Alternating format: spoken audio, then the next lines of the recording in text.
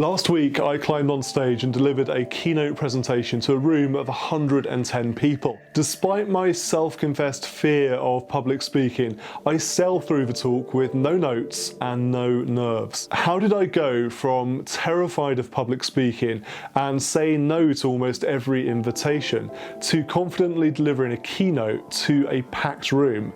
That's coming up in this video.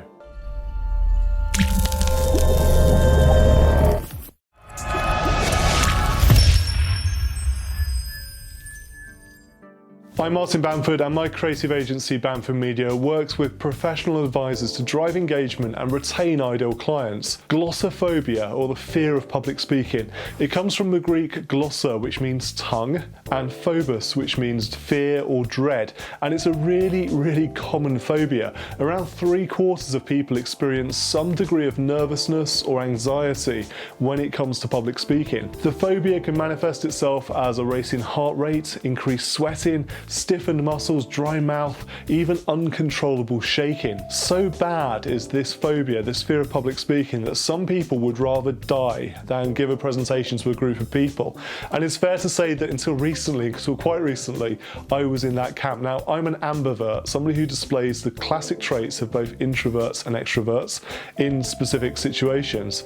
And when that situation is public speaking, I very much have the traits of an introvert. So what led me to saying yes to this invitation to deliver a keynote presentation to such a large audience and being able to pull it off without too much in the way of nervousness or anxiety?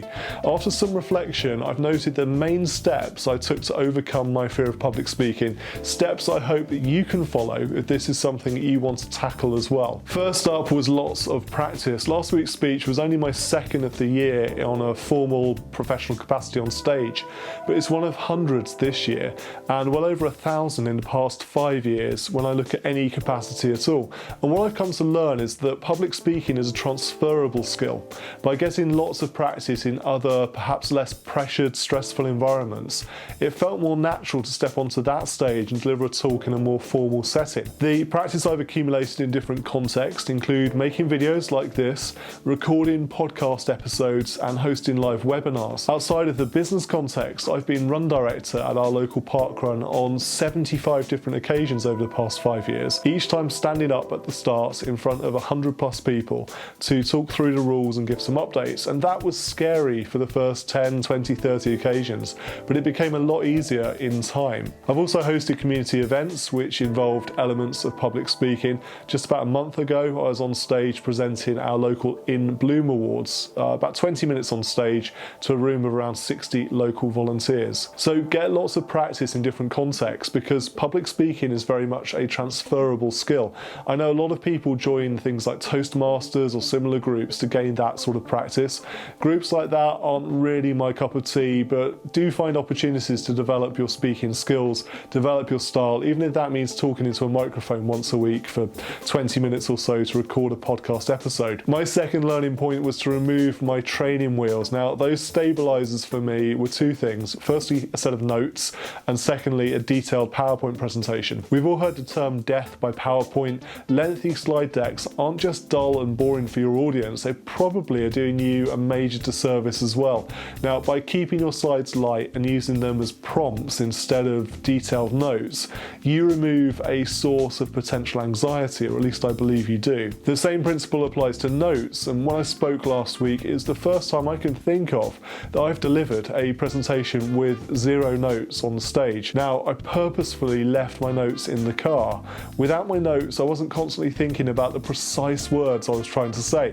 Instead, I could talk as naturally as possible around each subject and key point. So by all means, rehearse your key messages and rehearse some sound bites, but don't try and recite a rehearsed presentation word for word, as that just makes it more likely that you'll stumble over your words, desperately trying to remember what it is precisely you wanted to say. So leave your notes at home. My third tip is to look for some friendly faces in the audience. Now, there's a lot of nonsense when it comes to public speaking about picturing your audience naked.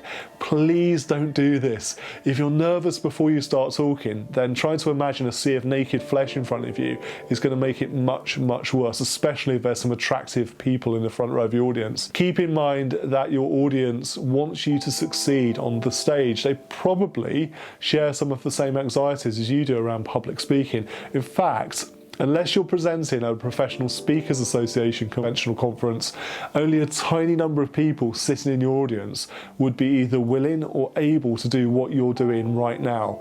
But these people are on your side. It's only natural to want the speaker on stage to do a good job. So look around, look for friendly and encouraging faces in the crowd. Keep looking back to them from time to time and just feed off their energy. Other signs of a supportive audience, if you're struggling to find any smiles out there, include people who are taking notes or people taking photographs of your slides as you land on the key points. Ignore the grumpy faces, there's always going to be a few. Point number 4 is to own the stage. Now, when I arrived at the venue to deliver my keynote last week, the sound engineer asked if I was happy to speak at the lectern. And there's something quite reassuring about a lectern, and you can place your notes there.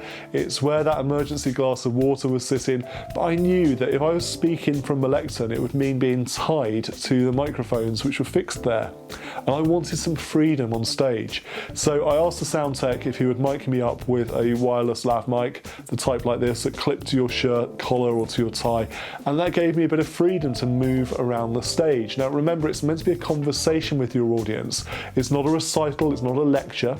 And I'm not suggesting you spend your entire presentation prancing around the stage like a caged animal roaming up and down, but choose 2 or 3 positions on the stage and just occasionally move between them. Slide transitions are a good prompt to move around the stage, as your movement on stage can help to emphasize a new message. Tip number 5 is to get yourself in a great frame of mind before you start speaking.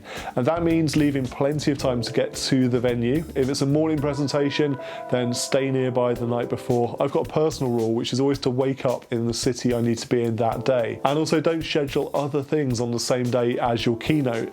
Leave yourself plenty of time before and after your presentation, so it becomes the only really important thing you need to get done that day. Getting in the right frame of mind is also about making yourself feel special. So get a haircut a day or 2 before. I bought myself a new shirt specifically for my talk. I made sure that I wore my fancy watch instead of my Garmin that I usually wear on a daily basis. Ladies, perhaps you want to get your nails done. Now, number 6 is to have someone else introduce you before you go on stage. Most of the presentations I see start with a personal introduction. Hi, I'm Bob, and this is why you should listen to me for the next 40 minutes. Now, if you start your presentation with an introduction and by establishing your credentials yourself, I think you're already on the back foot. So get someone else to explain why you're worth listening to, and then you can get straight into the good stuff, straight into your own presentation. Establish your reputation through the quality of your presentation. Show, don't tell. And last but not least, number 7, keep it in context. What's the worst that can happen? It's only 30 or 40 minutes of your life. You can manage to get through that. If you feel at any point your presentation is going off course, then just pause, take a deep breath, have a sip of water, and then start again as you intended. Remember, it's your talk and you control the outcome. So that's my 7 lessons for overcoming a fear of public speaking. Keep in mind that it is completely normal and natural to feel some nerves before doing anything that's worth doing. There is good stress and there is bad stress in life, and it's the good stress that drives us on, helps us to meet our goals and do our very best. What tips do you have for overcoming a fear of public speaking? Let me know in the comments below. Make sure you subscribe to our channel for more videos like this and leave this video a like. Until next time, I'm Martin Bamford from Bamford Media, helping you to drive engagement and retain your ideal clients.